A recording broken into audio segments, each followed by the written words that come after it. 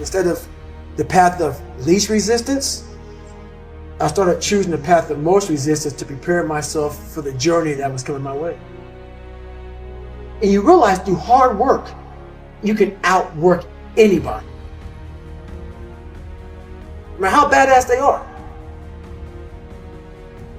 It starts with yourself, man. You got to start diving into those things that you are afraid of. You don't gain confidence by going to a spot that makes you feel good. It's going to be a false reality. And the second life gives you that challenge, all you want to do is go back to what gave you confidence, is that happy spot. No, what gave me confidence was spending years at a kitchen table trying to learn how to read and write on my own, realizing I can't learn the way you learn. I can't, but I can learn. What gives you confidence, not being afraid, is overcoming the fear. That's what gives me confidence, is facing these things, overcoming them. And maybe not overcoming them every day, but facing them and facing them and facing them. Pretty soon like this, you know what, man, this is where it's at. It's not in that comfort zone. It's in the discomfort zone is where my confidence is getting built. Mm-hmm. That's where it's getting built.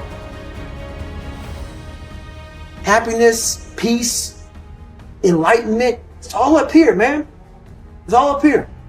It's all up here. You just gotta be willing to go and face it. And that's the hard part. The physical standard is not what they need to meet. It's a mental standard you must meet in life.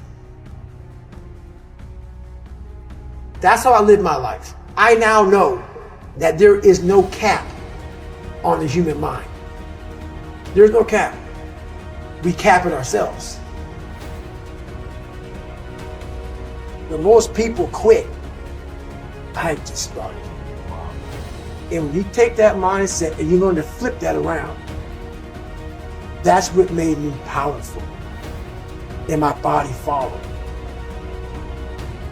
And so I said, I want to do this. I'm going to give myself a challenge every single day until the fear goes away. That's right.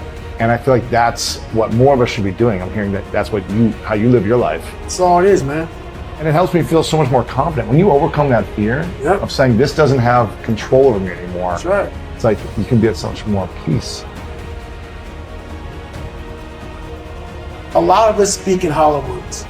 I used to speak in hollow words. I don't do it anymore. Everything that comes out of my mouth has substance. It's real. We all have these feelings in our bodies, in our minds, in our souls. I act on mine.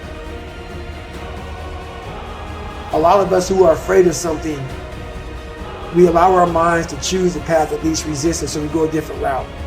And I'm afraid of something that's telling me you must do that. Life is one big mind game, and you're playing it with yourself. You cannot lose perspective of where you've come in life.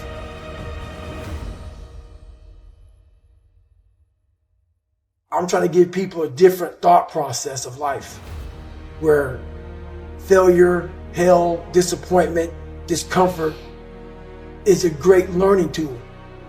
And many people don't understand that, but it's these few moments in life that you have. Like for me, I always talk about it, Rocky 1, round 14.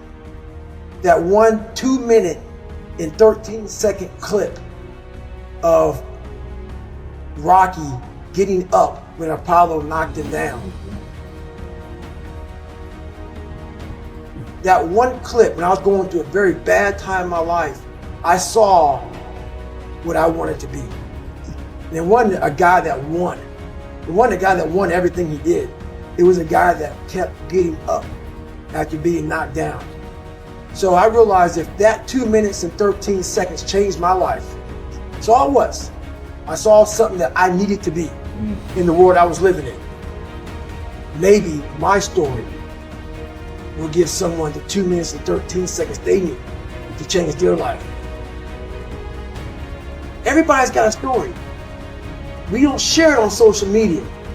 We share our nice life on social media. We all have a dungeon. I'm just willing to talk about mine. Mental toughness isn't something that you sample. It's something that you live in every day. Whenever hardness comes, and you don't know what it is, It may be different for you than it is for me, but you go back to your insecurities. And then when you go back to the insecurities, you then look for comfort within those insecurities. And we all look for that cookie that your mom used to give you when you were sad, when you were sick.